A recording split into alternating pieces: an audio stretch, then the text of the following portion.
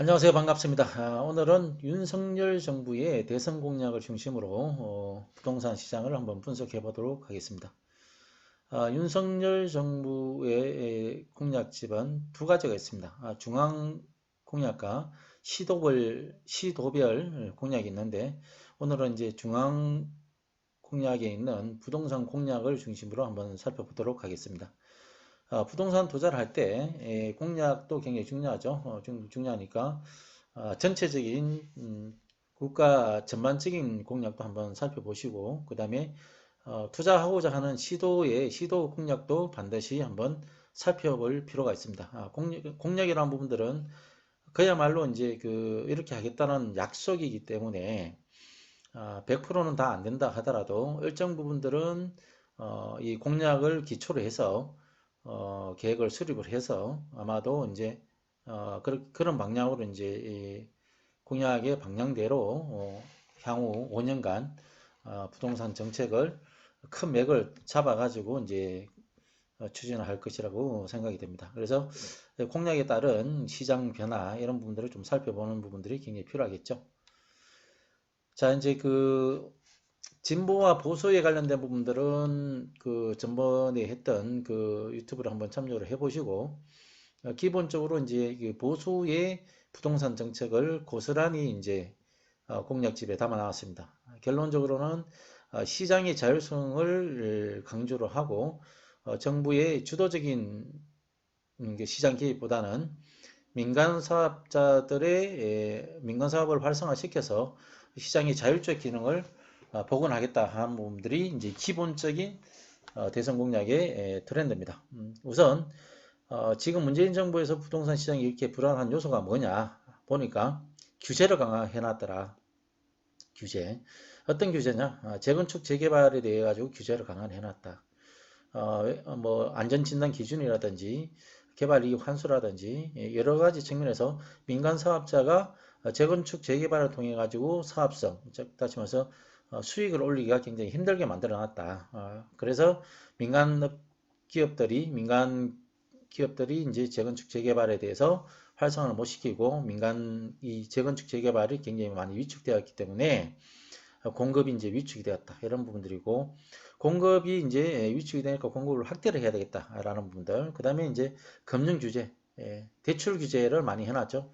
결국에는 집을 살려고 하는 사람들도 서민들은 집을 못 사게 만들어 놓는 그런 부분들로 만들어 놨습니다. 그래서 수요자도 이제 집을 살려고 하는 사람도 이제 감소가 많이 돼 있고, 조세제도 같은 경우는 이제 중과세, 취득세부터 시작을 해서 종합부동산세, 그 다음에 이제 양도소득세.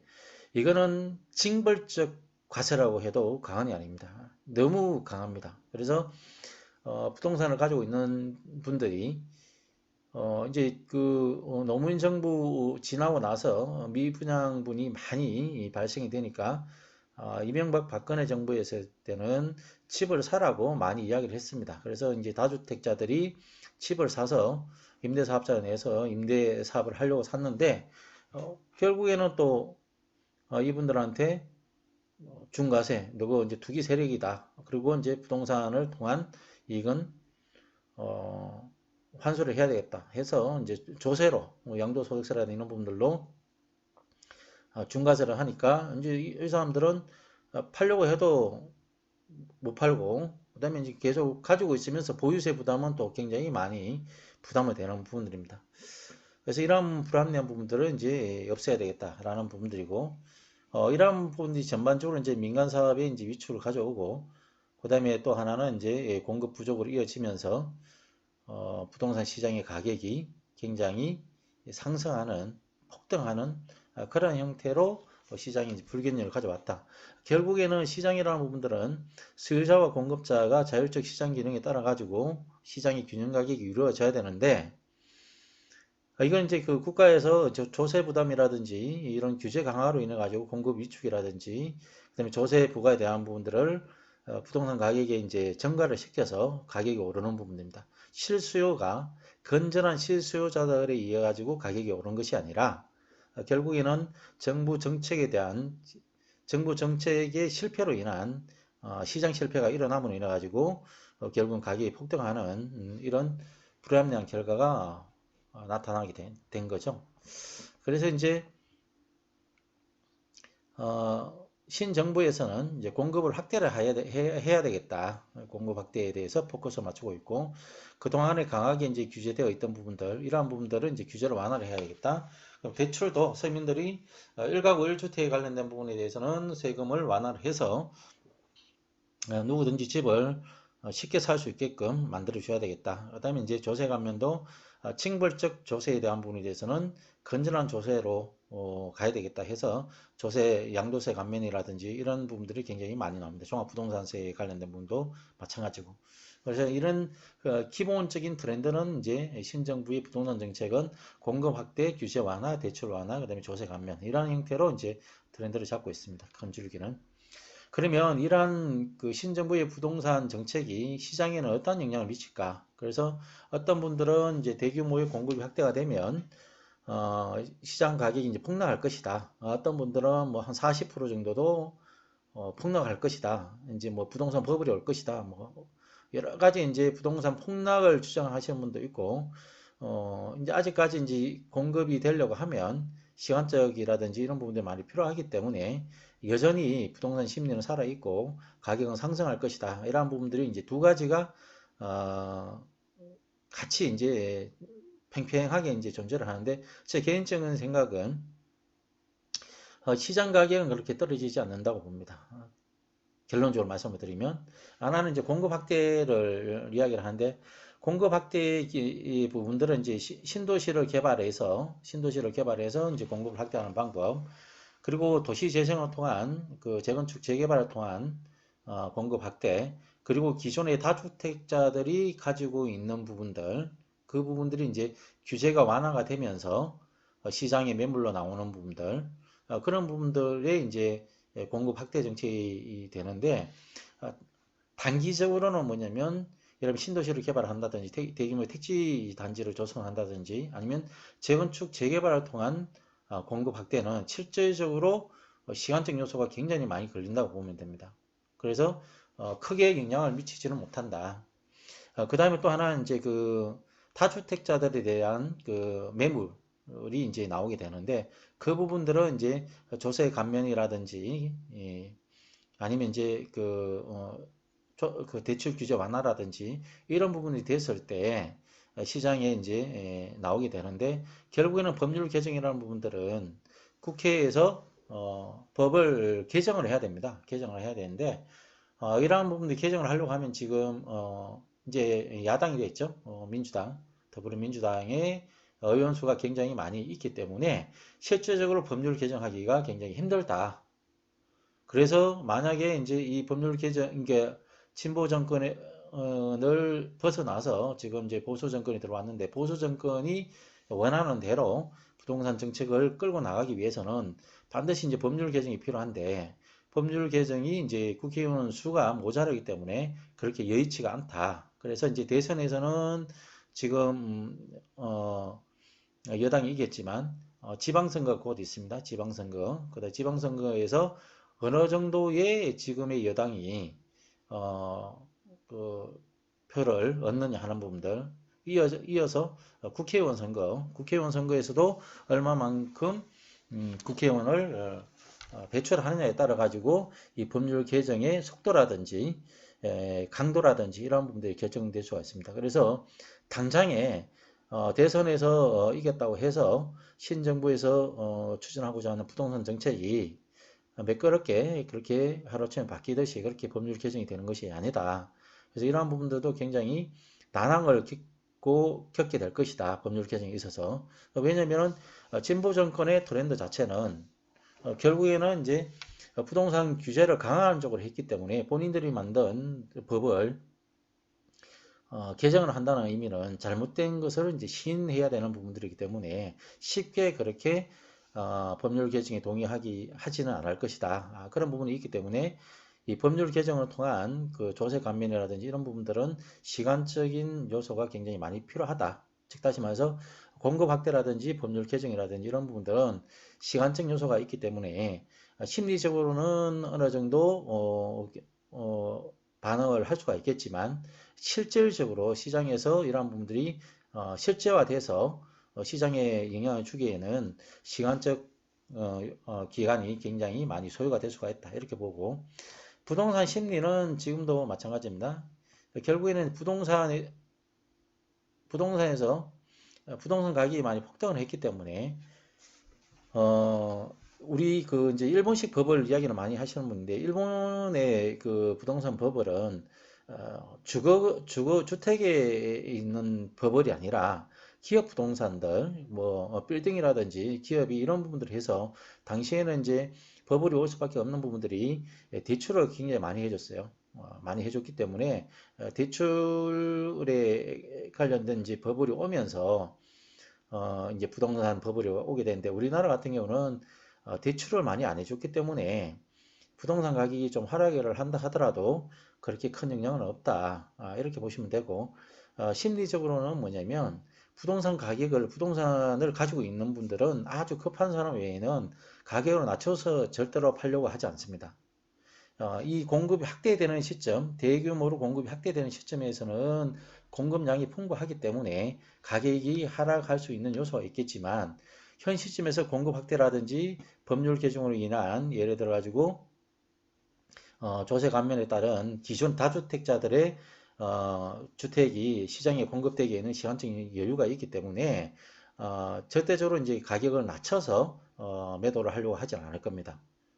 그러면 이제 어떻게 되냐? 물가 상승을 올리는 역할을 하게 된다는 거죠. 부동산 가격이 올랐으니까 이제 돈의 가치가 좀 떨어졌죠. 돈의 가치가 떨어지니까 다른 일반적인 물가도 계속 오르면서 부동산 가격은 현상을 유지를 하면서 어느 일정 수준까지는 부동산 가격이 지속적으로 유지를 하면서 그 물가 상승을 올리는 그런 역할을 하게 된다. 이렇게 저는 개인적으로 판단을 하고 있습니다.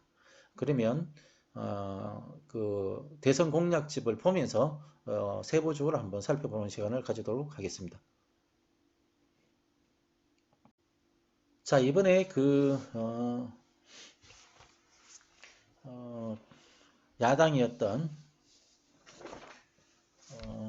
윤석열 정부의 공약집입니다. 공정과 상식을 메인 타이틀로 하고 핵심 키워드를 10가지를 정해놨습니다. 코로나19 극복, 회복과 도약, 행복경제시대의 성장과 복지의 순환, 그다음에 공정과 상식 회복, 대한민국의 정상화, 따뜻한 동행, 모두가 행복한 대한민국, 당당한 외교, 튼튼한 안보, 담대한 미래, 환경 문제. 환경 문제도 이거 굉장히 이제 부동산 투자를 할 때 굉장히 중요합니다. 탄소 중립에 관련된 부분도 나오고 기후 환경 대응이라는 부분들이 나옵니다. 이게 굉장히 중요한 부분입니다. 나중에 좀 설명해 드릴게요. 그리고 이제 부동산 정상화를 하겠다는 부분들. 그 다음에 이제 안전한 나라, 그 다음에 균형 발전 나오죠. 지역 경제 활성화를 하겠다. 그 다음에 이제 정부 혁신, 디지털 플랫폼 뭐 이런 부분들이 많이 나옵니다. 그래서 보면 부동산부터 보겠습니다.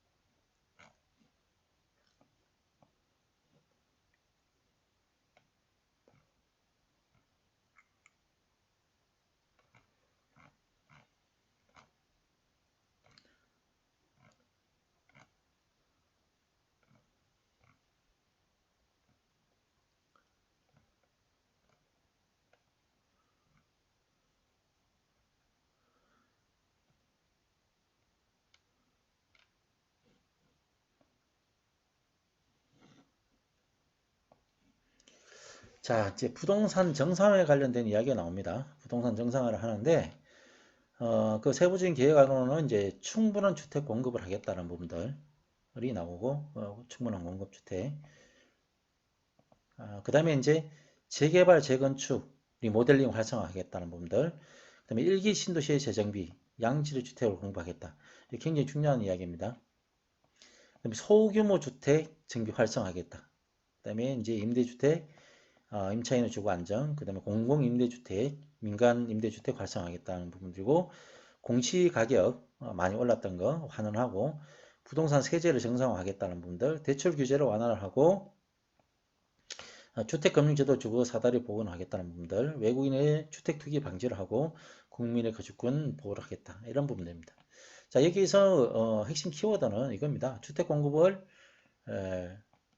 확대하겠다는 부분인데, 그 내용은 뭐냐면 재개발, 재건축, 리모델링을 통해 가지고 공급을 확대하는 방법, 그 다음에 일기 신도시, 일기 신도시 같으면 뭐 3본 중동 5개가 있죠. 분당이라든지 일산이라든지 지은 지 좀 오래됐죠. 이 부분들이 됐기 때문에 이제 재건축을 할 만한 그런 시기가 됐다는 부분입니다. 그래서 재건축, 재개발, 그 다음에 일기 신도시 이런 부분들을 중심으로 하고 소규모 주택 정비를 하겠다는 부분입니다. 이제 대규모의 재개발이 아니라 소규모 마을 단위 위주로 빠른 시간에 할 수 있는 그런 형태의 정비 사업을 하겠다는 부분들입니다.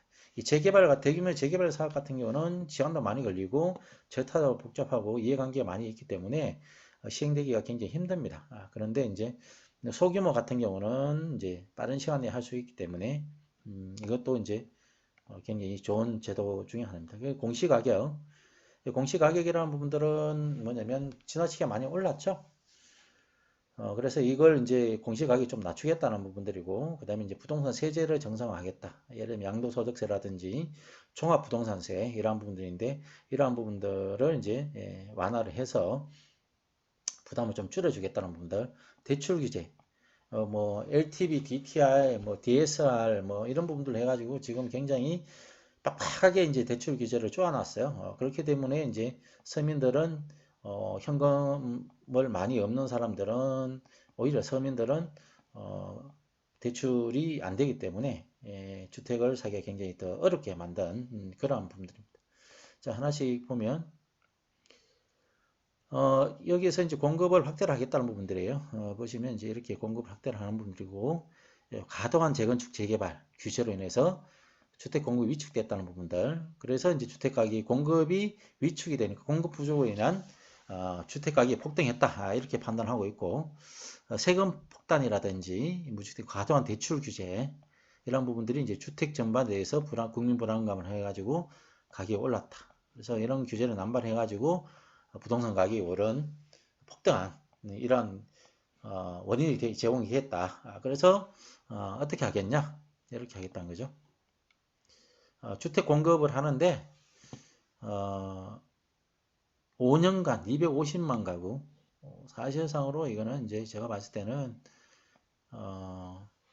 50만 원, 5, 25죠. 1년에 50만 원을 공급을 하겠다고 하는데 수도권에 130만 원 이상, 그다음에 최대 150만 원, 이 부분들은 현실 가능성은 제가 봤을 때, 개인적으로 봤을 때는 좀 어렵다고 봅니다. 그래서 현실 가능성은 좀 어렵겠지만 상징적으로 부동산의 공급을 이렇게 많이 하겠다는 부분들을 이제 상징적 의미로 공급 확대에다가 포커스를 줬다는 부분들로 이해를 하시면 될 것 같고, 재건축 재개발 쪽 수도권에는 30만 호, 정밀 안전 진단 기준을 좀 완화를 해서 재건축을 원활하게 할 수 있는 그런 방법을 만들겠다. 그다음에 이제 재건축 초과 이익 부담금을 완화하겠다. 이제 개발 이익을 많이 이제 환수하는 형태로 하는데, 이러한 부분들은 이제 완화를 하겠다는 거죠. 이 부분들은 뭐냐면 사업성을 이제 확보를 해주겠다는 겁니다. 그리고 이제 인허가 복잡한 인허가 부분을 통합해서 원스톱 시스템으로 가겠다는 부분들이고, 이제 용적률 인센티브를 통해 가지고 공급 물량의 이제 20%에서 30% 용적률을 상향 조정하겠다.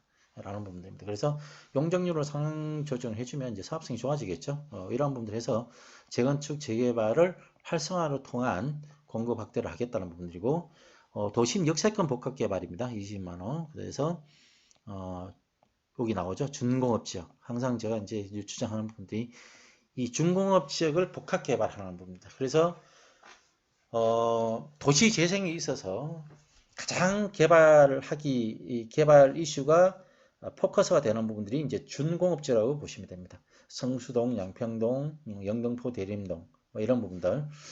이러한 부분들이 이제 풍부한 부지도 가지고 있을 뿐만 아니라 낙후되어 있기 때문에 도시 재생을 통할 수밖에 없는 시기로 왔다는 분들. 그리고 이제 역세권은 이제 역세권 중심으로 이제 압축도시가 개발되기 때문에 이 역세권은 뭐 아무리 강조해도 지나치지 않죠. 그리고 이제 도심 지역, 도심 재생을 통해서 원도심 지역, 도심 외곽보다는 이런 분들은 이제 복합 개발하겠다, 압축도시로 개발하겠다는 부분입니다. 압축도시.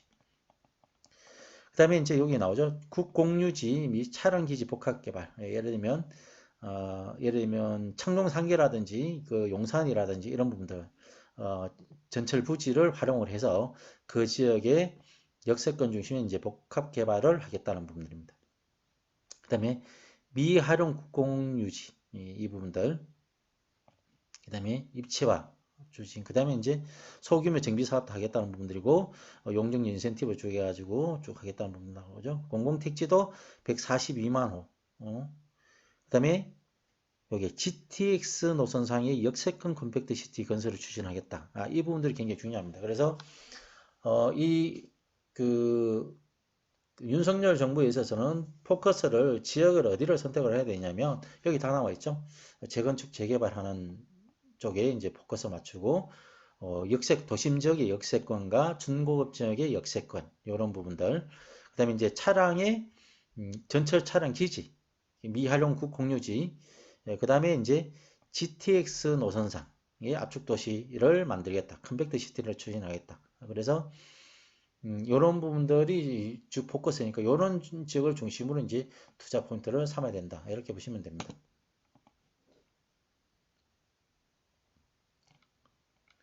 그다음에 이제 재개발, 재건축에 있어서 이제 한 번 더 나오는데요. 보시면 재개발, 재건축, 리모델링도 이제 활성화시키겠다. 그래서 쭉 해가지고 똑같은 이야기죠. 구조 안전성, 가중치를 높이고 쭉 해가지고 이제 기존의 정부가 너무 이제 구조 안전성의 가중치를 높여가지고 재건축, 재개발에 대한 인허가를 규제를 하고 있었다. 그런데 이러한 부분들을 완화를 시켜주겠다. 그런 내용입니다. 쭉 해가지고 구조 안전성 현행 50%인데 이제 개선은 30% 정도만 반영을 하고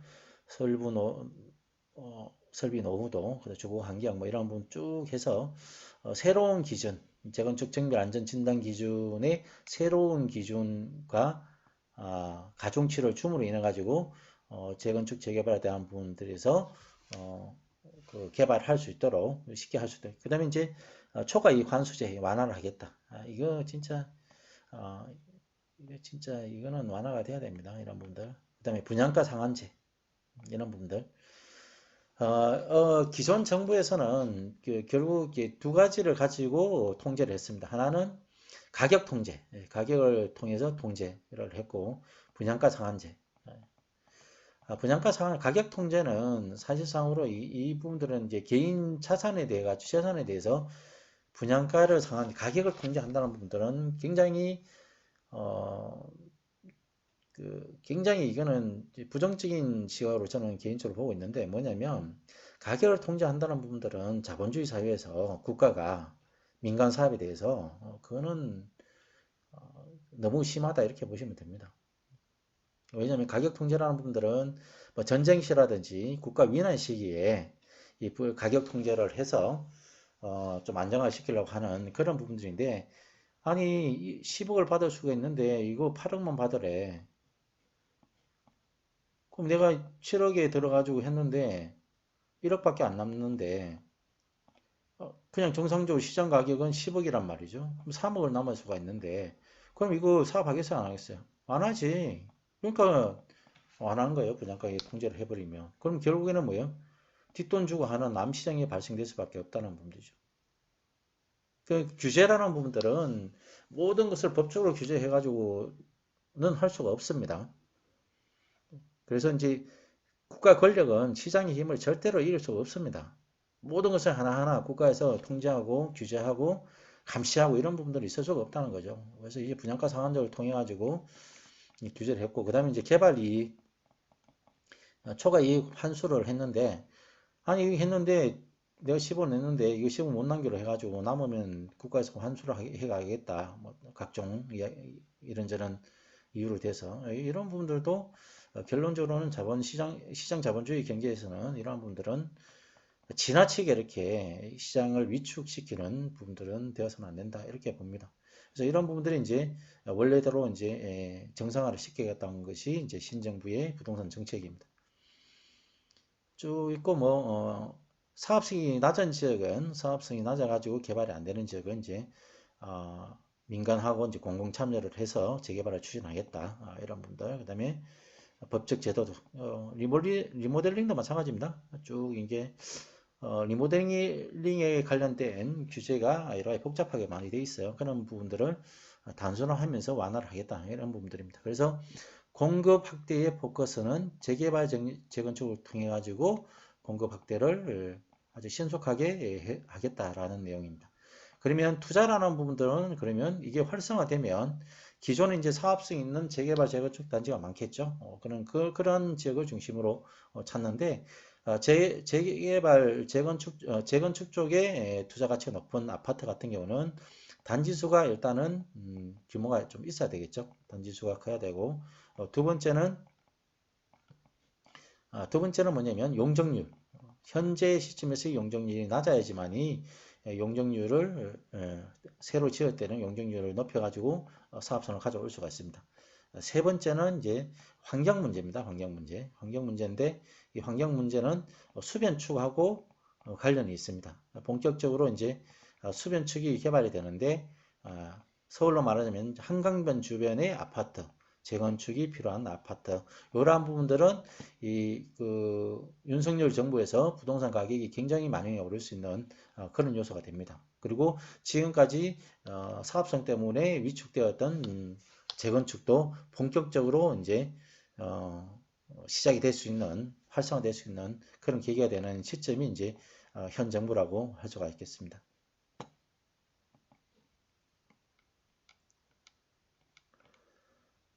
그 다음에 이제 일기 신도시 이제 특히 이제 분당이라든지 일산이라든지 삼본이라든지 뭐 중동 이런 부분들 평촌 이게 이제 다섯 개 일기 신도시인데 일기 신도시가 이제 지어진 지가 굉장히 오래됐습니다. 오래됐기 때문에 굉장히 낙후되고 특히 이쪽 지역은 일기 신도시 같은 경우는 베더타운 중심으로 이제 개발됐습니다. 주거 중심의 이제 신도시가 이제 개발됐는데 이러한 부분들에 대한 재건축을 완화를 하면서 이쪽 일기 신도시를 중심으로 해서 공급을 확대를 하겠다. 그래서 일기 신도시 중에서도 이제 분당이라든지 이런 부분들은 이제 재건축이 되면 가치가 높아지겠죠. 그래서 분당 지역도 다시 한 번 더 뭐 천당 밑에 분당이라고 이야기했는데 다시 한 번 더 이제 천당 밑에 분당이 될 수 있는 그런 기회가 될 수 있는 지역이 아마 분당이 아닐까 이런 생각이 듭니다. 쭉 해가지고 쭉 있습니다. 이런 부분 똑같은 이야기인데 평균이 쭉 226%까지 쭉 해가지고 저층주택 이런 부분들을 중심으로 해가지고 이제 하겠다라는 부분들이고 일기 신도시 그다음에 3기 신도시 등의 이주 전용단지 뭐 쪽에는 이야기가 나옵니다. 그다음에 저층 다가구 주택을 가로주택 정비 사업을 통해서 소규모 마을 단위 중심의 정비 사업을 적극적으로 하겠다는 부분들. 그래서 이제 300m 이내에 쭉 해가지고 주차장도 건설하고 이런 부분들 쭉 있죠. 그다음에 이제 국공유지 소하천 복개 공원 지하 적극 활용 주차장 제공. 가장 이제 소규모 이제 주택 정비 사업 같은 경우는 주차장의 문제가 굉장히 심각합니다. 심각하기 때문에 재정비를 할 때 주차장 규제를 좀 완화를 하고 공동 주차장을 만들어서 하게 되면 이 소규모 주택 정비 사업도 좀 더 빠르게 진행이 될 수 있다고 봅니다. 용적률도 뭐 확대를 해주겠다는 부분들 이런 내용이 많이 있습니다. 그 다음에 이제 시장을 안정화시키겠다. 임대차법 이 부분들 개정을 하겠다. 그 다음에 다주택자에 대한 과도한 중과세 이런 부분들이 이제 정책 실패 예를 들면 이제 중과세를 하니까 다주택자들이 또 그 세부담을 세입자한테 전가를 해서 월세를 올린다든지 아니면 그 다음에 뭐 전세를 올린다든지 이런 부분들도 많이 있었고 쭉 임대차 3법 이 부분들이 이제 개정이 돼야 된다고 봅니다. 이건 지금 앞법이라고 봅니다. 저는 개인적으로. 이건 진짜 책임을 져야 돼요. 이런 거는. 법 만드는 사람들이 결론적으로 말하자면 법을 만들고 법에 따라 가지고 거기에 대한 손해가 심각하다고 하면 나는 몰라라고 이렇게 도망가는 것이 아니라 그 책임을 져야 되는 거죠. 그 피해에 대해서. 정말로 부동산 시장을 정말로 이 그 전 정부 더불어민주당은 정말로 이거는 진짜 말로 할 수 없을 정도로 엉망을 만들어 놓은 겁니다. 그래서 이제 그 임대차법 전면 재검토를 하겠다는 부분들, 그 다음에 이제 쭉 등록 임대사업자에 대해 지원 재정비를 하겠다. 쭉 이런 부분들이 있습니다. 그래서 공공임대주택도 활성화시키겠다. 민간 임대 해가지고 전 월세난을 해소를 하겠다라는 부분들 쭉 있습니다. 이런 부분들.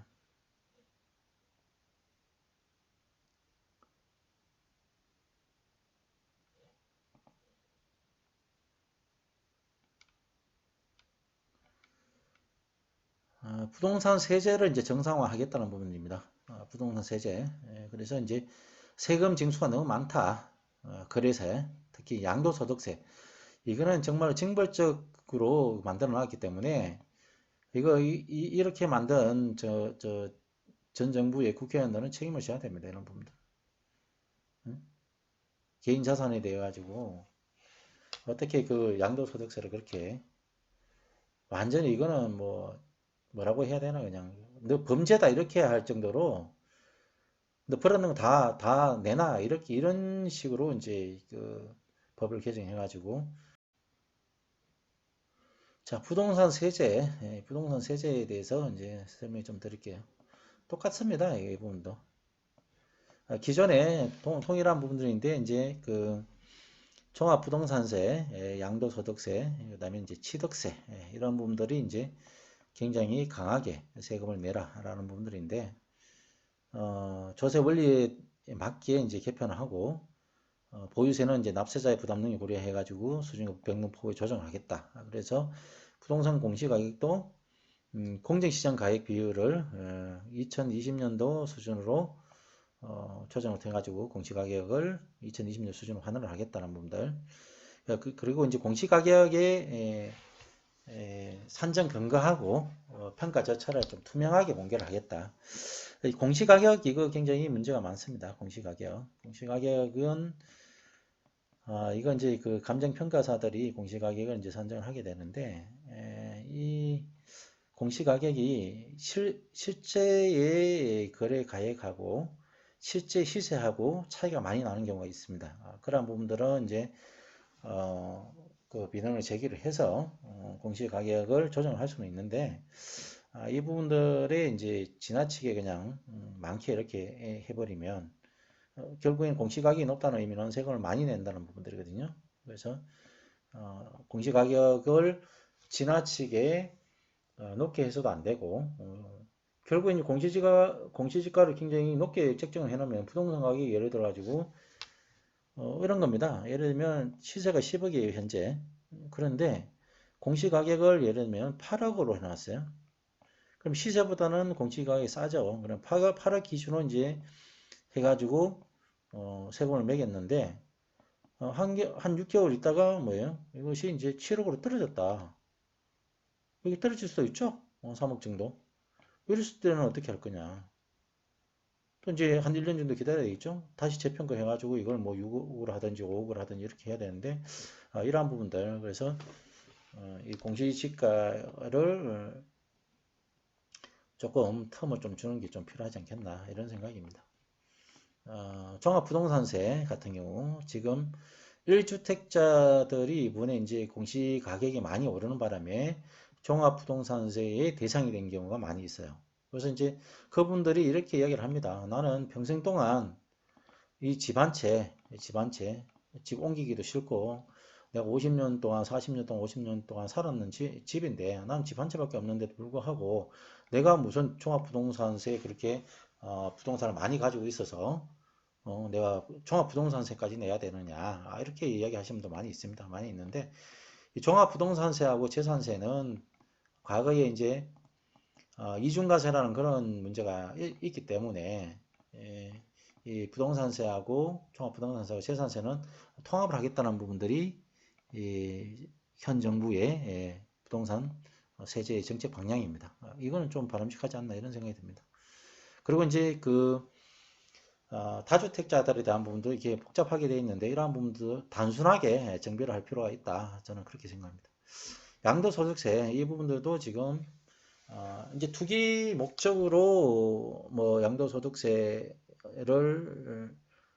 투기 목적으로 하시는 분들은 이제 양도소득세에 관련된 부분에서 뭐 징벌적으로 해야 될 필요성은 있겠지만 그러다 보니까 이제 모든 사람들이 양도소득세에 대한 부분에서 부담을 많이 가지게 된 거예요. 그래서 뭐 1년 내에 팔게 되면은 다주택자들이 1년 이내에 팔게 되면은 거의 한 80%, 85% 이 정도의 세금을 내야 되니까 어마무시한 이게 징벌적 세금이죠. 그래서 이런 부분들도 합리적으로 조정이 돼야 된다.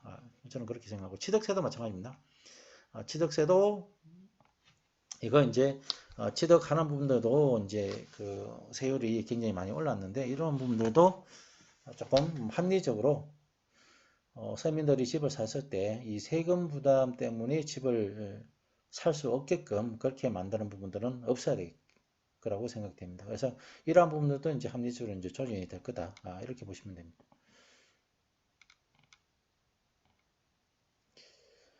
주택 대출 규제 이런 부분들인데 이 부분들은 이제 어떻게 되냐면 이제 대표적으로 뭐 LTV 그다음에 DTR 그다음에 이제 DSR 뭐 이런 부분들이 있는데 이 세금 규제라는 부분이 대출 규제라는 부분들이 이런 부분이 있음으로 인해서 대출 자체를 그냥 아예 그 원천적으로 규제를 하는 그런 부분들입니다. 그래서 대출이 필요한 사람이 누구죠? 서민들입니다. 돈 많은 사람들은 대출 필요 없어요. 현금 가지고 사면 되지. 현금 가지고 사면 되지. 뭐 대출이 필요합니까?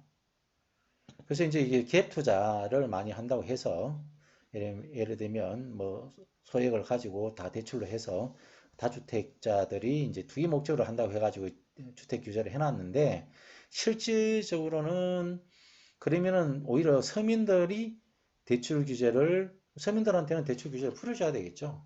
당연하게. 예를 들면 다주택자들이 뭐 수십 채를 가지고 있다든지 이런 사람들한테는 뭐 주택에 대한 대출 규제를 강화하는 부분들은 이런 타당성이 있다고 보여지지만 예를 들면 한 채, 두 채 정도 살려고 하는 사람들한테까지 이 주택에 대한 대출 규제를 강화를 해서 주택 자체 그 대출 자체가 좀 힘들게 되면 실질적으로 서민들은 집을 사기가 뭐 더 어렵게 되죠. 그래서 이런 부분에 대해서 좀 완화를 해서 서민들도 대출을 받아서 쉽게 하겠다는 부분들입니다. 그래서 이제 80%까지 하겠다는 거예요. LTV. 주택담보대출을 80% 하면 10억짜리 뛰면 2억만 있으면 되겠죠. 그래서 이제 이런 세부담, 주택 매입에 대한 자금에 대한 부담을 이제 완화시켜 주는 쪽으로 가겠다라는 부분들. 주택 수에 따라 가지고 규제 방식을 하겠다. 이 부분들은 굉장히 잘한 것 같아요. 아주 심플하게. 1가구 1주택에 대해서는 대폭적으로 LTV의 상한선을 높여주고 다주택자들에 대한 부분에 대해서는 LTV의 수준을 낮춰주는 방법으로 하면 훨씬 더 서민들이 처음 주택을 구입하는 사람들에 대한 굉장히 유리하겠죠. 그 다음에 이제 신혼부부라든지 처음 이제 구매하는 사람들, 이런 사람들에 대한 부분에 대해서는 금융 지원도 강화를 하겠다라는 부분들이고, 외국인 투기성 주택 거래 규제하겠다 이런 부분들은 실제적으로 이제 뭐 중국 자본이 들어와서 주택에 관련된 부분들의 가격이 많이 오니까 하는데 이런 부분들은 규제할 필요성이 있겠다. 이런 부분들입니다. 대표적으로 동일해요. 예를 들면 기존에 그 진보 정권이 부동산 정책을 했던 부분들은 노무현 문재인 정부에서 그대로 썼고, 그 다음에 이제 그 보수 정권인 그 이명박 정부, 박근혜 정부에서 썼던 부동산 정책을 고스란히 또 다시 이제 복원을 해서 그렇게 이제 만드는 부분들인데, 이렇게 되면 지금 당장에는 주택 가격의 변화는 크게 없으리라고 봅니다. 이러한 부분들, 아까도 말씀드렸다시피 선거라든지 아니면 법률 개정이라든지 그 다음에 주택 공급까지의 시간적 여유 이런 부분 때문에 지금 현 단계에서는 그냥 보합세가 이루어진다고 보여지고 그 다음에 이제 두 번째는 이제 양극화는 좀 심화가 될 수 있다고 봅니다. 양극화라는 부분들이 뭐냐면 도심 지역하고 그동안에 이제 투자 세력들, 투자 자금이 가는 부분들, 실수요자가 없음에도 불구하고 이상적으로 부동산 가격이 많이 지나치게 많이 오른 지역은 이쪽 지역은 이제 실수요가 받쳐주지 않기 때문에 신규 공급이 이제 재건축 재개발이라든지 공급 확대 정책으로 전환이 되기 때문에 일정 부분 공급이 확대되는 시점이 되면 거품이 굉장히 많이 꺼지라고 봅니다. 이러한 부분들은.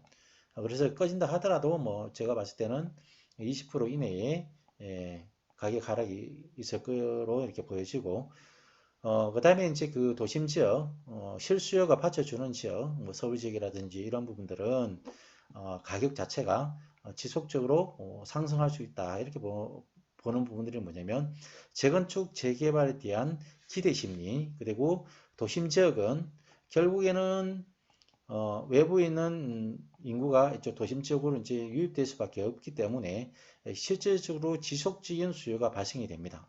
이 수요라는 부분들은 외부에서 들어온 도심 지역의 이동으로 인한 인구 이동으로 인한 수요자들 그리고 기존에 구주택을 가지고 있었던 사람들 이 구주택을 가지고 있었던 사람이 신규 주택으로 이동하려는 이동 수요 그 다음에 세 번째는 이제 가구 분화에 따라 가지고 신규 주택에 대한 수요가 이제 발생이 되거든요. 그래서 이러한 부분들은 지속적으로 상승 가능성이 있다. 저는 이렇게 판단합니다.